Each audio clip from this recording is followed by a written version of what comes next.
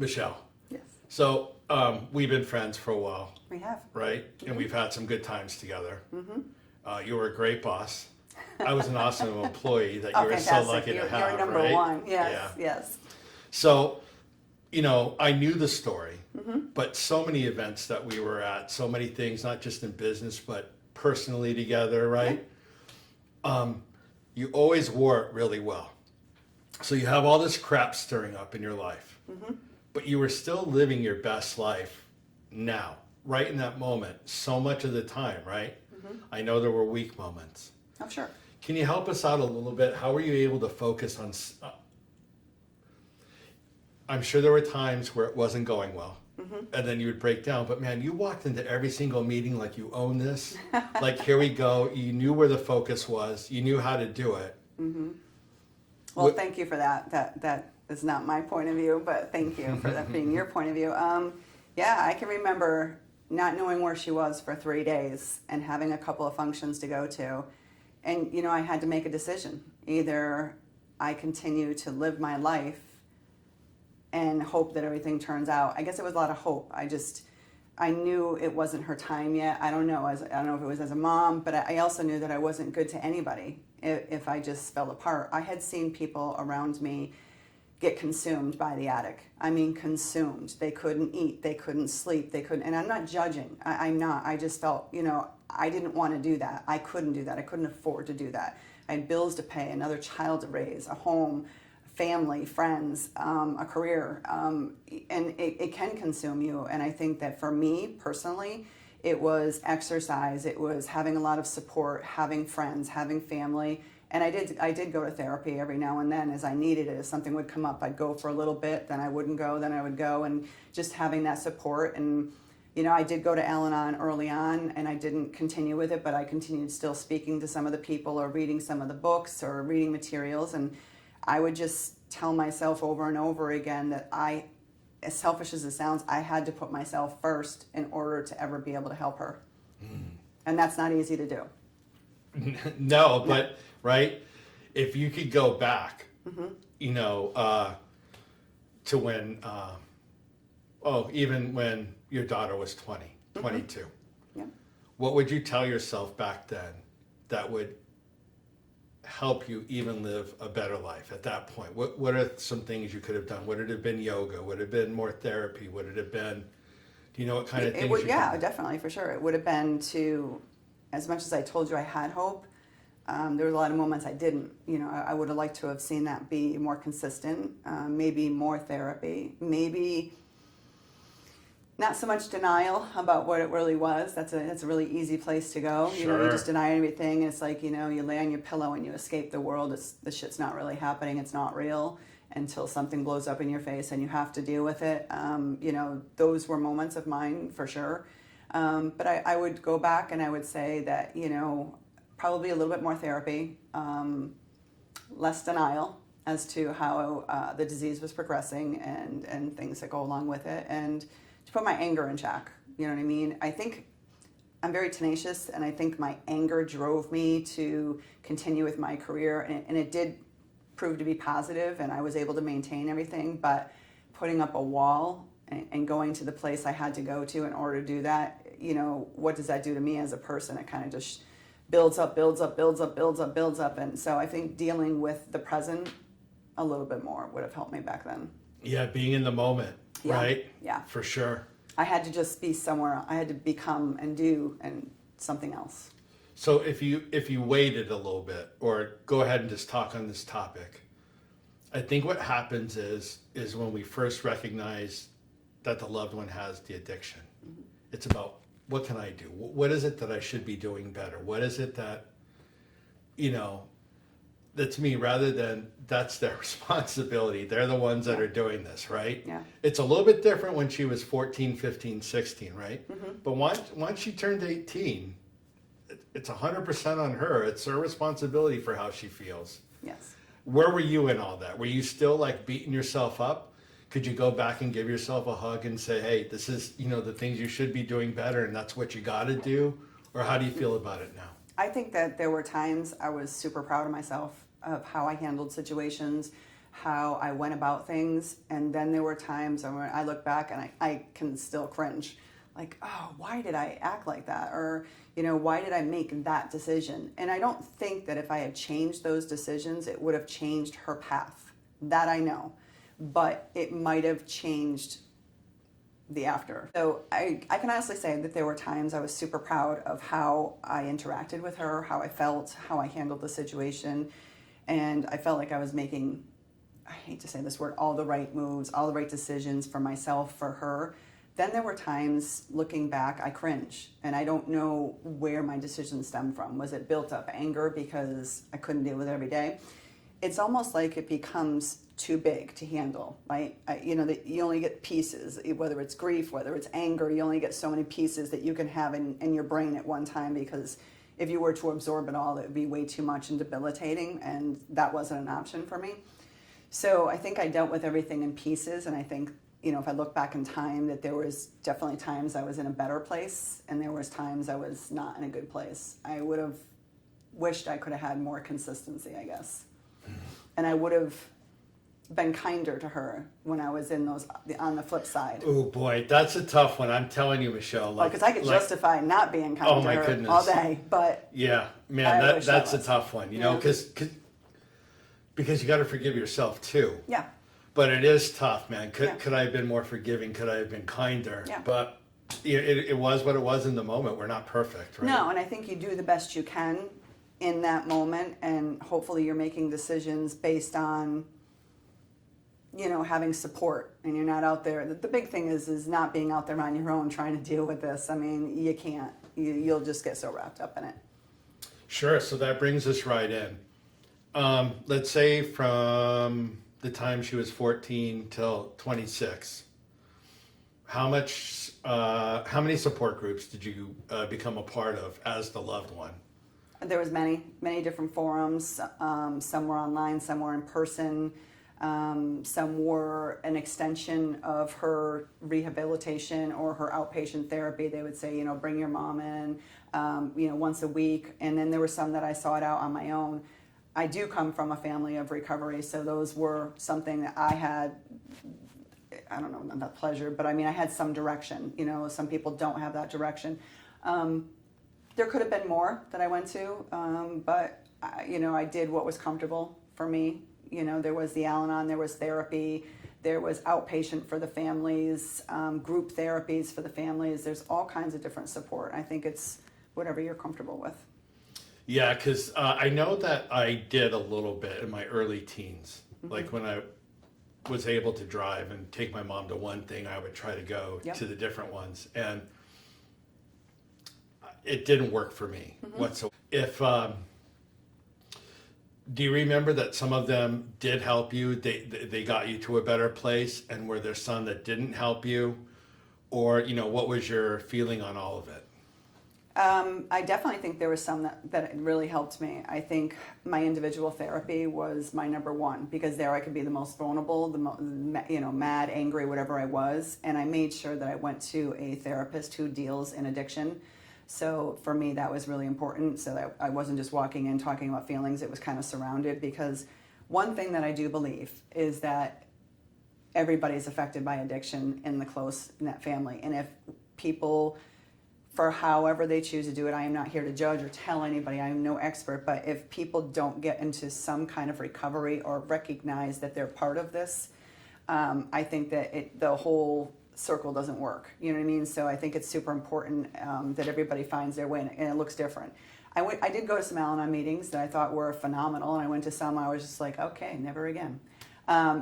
Because of how I approach things, my background, my religious beliefs, it didn't line up with some of the things I was hearing around the table, and I tried to be very open, but you're in a very vulnerable place, right? You're around the table, and then some I went to, they were just like a bitch session. Well, I don't need to drive all this way on a Thursday night to hear that. And, but for some people that were there, that's what they needed, or that's where they just needed to be in that space, and that's okay. But for what I was seeking, it didn't work. So we do need, in that fight with recovery, supporting the loved one. Yeah. We need to find what works for us. I think there should be more funding for that, or more voices for that. I agree with that 1,000,000%. But if you go to the first one and it doesn't work for you, that doesn't mean it won't work for someone else. Right. But you can only be responsible for what you're doing. So Yeah. go find someplace else that can help you if you're looking for the help, Yeah. if you need the help, right? Exactly. Yeah, and there's definitely opportunities. There are just in the 2 years after her passing, we got hooked up with so many different groups that we did, and there's so many of them doing so much good work. Yes.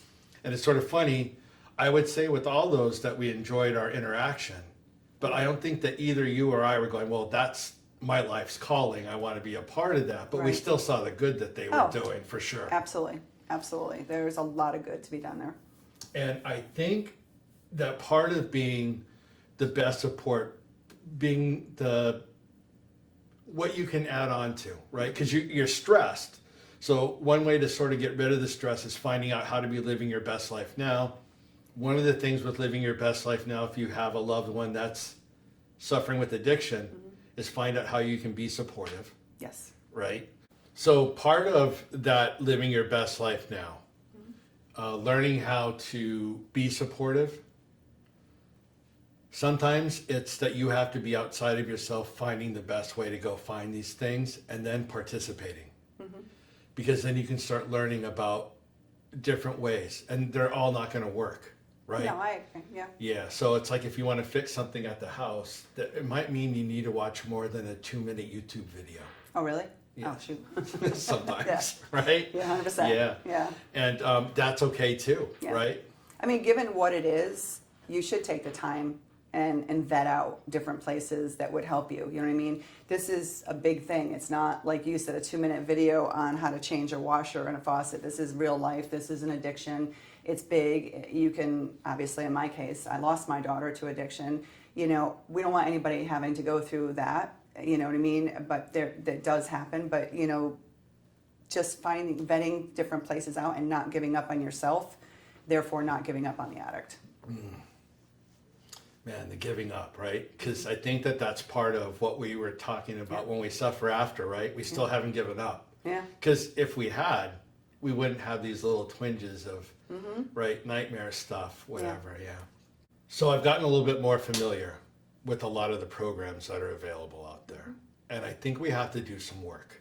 I think as a community, right? There's all kinds of people working at local and state levels that are doing a great job.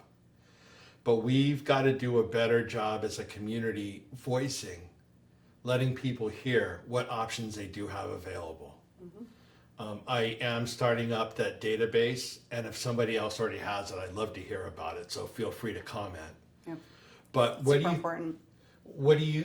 Where are you with that? Do you think that you should just go wherever whoever is pushing you, or should you have some idea No, I of think what kind of recovery program you want? I think I can say this, I can talk in the then and the now.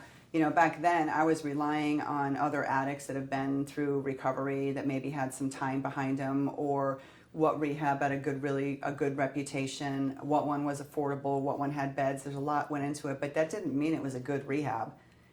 That's how I was vetting it, you know what I mean? And I didn't have a lot of help with that. And, you know, it's very frustrating to have this enormous burden put on yourself and the addict, and you know you're both toggling with all these other feelings trying to make those kind of decisions. There's got to be a better way. You know, there's got to be a system. I'm just going to say they go out there and they parade and they show all the pictures of all the people that have passed, and they talk about addiction and how they want to help, and I don't know what has changed really. I know that there's some things that have changed since my daughter passed. And that is that there's more support when you're in rehab. There are people in there now that help. That it's not a social worker, but they go to school and they learn about that, and they're typically recovering addicts themselves. And the addict now can have some kind of say, like, I don't want to be on all these drugs, or I don't want to do this, and you know, kind of have a conversation. I think in the past it's been so cut and dry. Pack your bags, you're going here, and that's it. You know, I'll see you in 28 days, and then we'll decide. Now that's a one size fit all with so many different types of addictions and personalities and income levels. There should be more available. It should be more tailored. How do we expect the addicts to for this to be sustainable, you know what I mean, for recovery to last, if it's just we're putting them in a box that we're putting every other person in that same box. So, there's enough money to go around. They can definitely do a better job than they're doing. Yeah, I mean, I don't know what else to call it. I mean, we're both salespeople, but it's almost the marketing, and not the marketing to get more customers, Right. but the marketing of this is what our program offers. This is sort of where, I don't know the specifics of what we need. I just know it's got to be different. Yes. If this is where you're at and this is where you want to go, this is really what we work at, and these are the therapies that we, apply. It would be so nice to hear that from them. Right. But I also think that most of the recovery programs don't have marketing money. No, I would agree. So, Yeah. so there's got to be some way to go ahead and get that more effective, because really a lot of marketing can be done effectively without the money that it used to cost Right. to do these things. And I think that's just something that we should try and work on. No, as it's a definitely, community. as a community, we should be involved in that. Everything is so accessible. If you want to know something, you say, hey, Google, or look at a video like you said before, but it's not like that when it comes to recovery for the addict, when it comes to support for the family. It's all over the place. There's not this one hub. And then, how do you trust that it's any good? You know what I mean? I don't know. There's just so many things that I feel like they could be putting their focus on, but they want to put pictures out and do that kind of stuff. I'm not against that. My daughter has been in those pictures, and, hopefully we're getting more awareness out there. But at the end of the day, if your ratio of people coming out of recovery is not good and it's still dropping and people aren't staying sober, then it's fundamentally broken. You got to figure that out. Right. Just like you said, you go ahead and you get these prognoses, you get all the medicine that you need, the therapies that you need for all these other physical illnesses that happen. Right. We got to start doing it with addiction. Right. The availability's there, and I know there's a lot of good people in the fight, but we've got to change up Yeah, how it's done. agreed. Addiction is not a choice. Cancer's not a choice. They're diseases, and addiction should be looked at just like any other disease. Right on. One thing that the platform wants to do, so if you are getting stressed out about your loved one being an addict, right? All you can do is do your part, because that's their responsibility, right? What they're doing. So you got to be responsible for what you're doing. And to sort of overcome your stress is, well, have you addressed the issue to what you can do, what you can be responsible for, right? So we talked about how we can make sure that our body and health is doing a lot better, because I know that you've always been a health nut, so that had to help you a lot, right? Yeah, it did. I could always tell when I wasn't doing good, when the Reese's started piling up. And that was a telltale sign. So yes, yeah, mind, body, and soul. We had some good cupcakes and stuff like that. A lot of good during the cupcakes. days, yeah. And then we've just talked about making sure that we know what recovery options are better. Yeah. And then maybe starting to do our part to make sure that better recovery choices become available, or at least explained to us, right? Yeah. And then the other thing that our platform really wants to do to make sure that you're living your best life now, so you're not in stress and all of those other negative emotions that you can be going through, right? Is making sure that we're voicing our opinion. That someone's going to start to hear and actually do something about this. It's not working, right? Right. So I know, I'm trying to be fair. I know there's some guys that are trying to do some stuff. But most of the time when I see an elected official talking about it, I'm telling you, within like 20 seconds, I'm going, this is all gibberish. It doesn't even I don't understand why you've got to make it so hard, right? Right. Right? Are you telling me that we can't do something about stopping fentanyl from coming over? I know that the news has a field day when there's some kind of, stopping of it, and they find a whole bunch of it, and they start clapping everybody on the back. Yeah. Why would anyone think that they could be able to do that and bring it into this country? Right. Right? I mean, there shouldn't be any. So explain to me How it's what available. Yeah, Yeah. because it shouldn't be available, right? And then, how are they going to help us, right? So we talked about these recovery needs, right? How are they going to help us adjust how the money's being spent? Because they don't know how to do it, or we wouldn't be having the conversation. Or they don't want to do it. Man, you know, that, like Sorry. I said, there's no lobbyist out. Sorry, in, not sorry. There's no lobbyist out there in Washington D.C. explaining to anyone why drugs shouldn't be so available. So we're not getting help there. So it's just our voice, and I really would love to hear about some ideas of how we can get that across. I know that I do want to interview some of our local people here in Connecticut, but local people anywhere, because I'm sure there are some elected officials doing a great job. Oh, absolutely. And we definitely want to put them in the forefront so that can be mirrored, so that can be repeated. Where's the red tape? Where's it bottlenecking? You know what I mean? Because there are good people, representing this disease and wanting to do better, but it's bottlenecking somewhere because it's not getting done. Yeah, and it's sort of up to us just to explain, look, we empathize that you feel that there's red tape. But then, all right, then maybe we should find some people that can get through the red tape and go, Right. this is the way we're going to do it. Because why I do think that it's the individual that has to be responsible for their life decisions. Yes. Right now, we're sort of fighting it both ways, right? Because maybe the government does have to help because they've taken care of our health care and stuff. So if that's it, then we need better options, Yes. right? Options. Absolutely. So I know that I am going to start some email campaigns in the next month or two. We'll have listed out everybody's, U.S. senators, all their representatives in their state. And then at the local levels, we'll probably need a little bit of help there because to do that for every town in the country is probably a little bit. But Yep. we can definitely share that database so that Absolutely. you know where to send those things. But any other ideas on how to contribute to that, I do know I want to hear. And I think that we can be effective Yes. if we have one loud voice. Yeah, we definitely need to be effective. I mean, at first they said, we're going to squash this. And that was, my daughter's been gone for 6 years. And since my daughter's been gone, there's been thousands and thousands and thousands of more people. And more, I say people because I don't want to categorize them. I don't know children. Some of them are, mothers and parents and fathers and sisters and brothers who have passed. And how many more lives is it going to take? I just, it's frustrating. Michelle, I did the numbers yesterday. I didn't know it, but over 500,000 Yeah, since she passed. yeah, that's crazy. Yeah, it's not going the right direction. No. And if you notice, you see it less and less on the news. Oh yeah. It's not being paraded around like it was before because there hasn't been a solution. Yep. So, agreed. Anything I can do to help, I'm here. Yes, you are.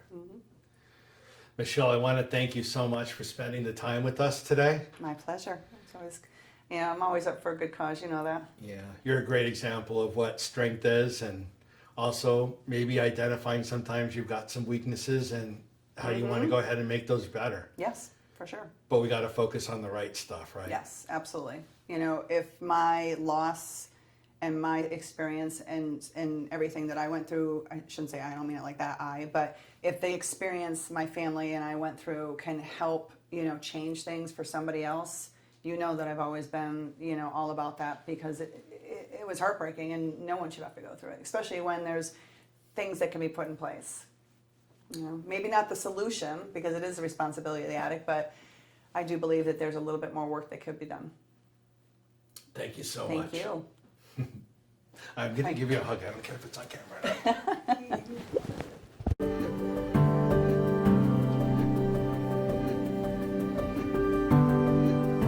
I would love to hear from you in the comments, ideas for future shows, and stories of things that have worked in this fight. A big shout out to JLS Video Solutions of Bristol, Connecticut.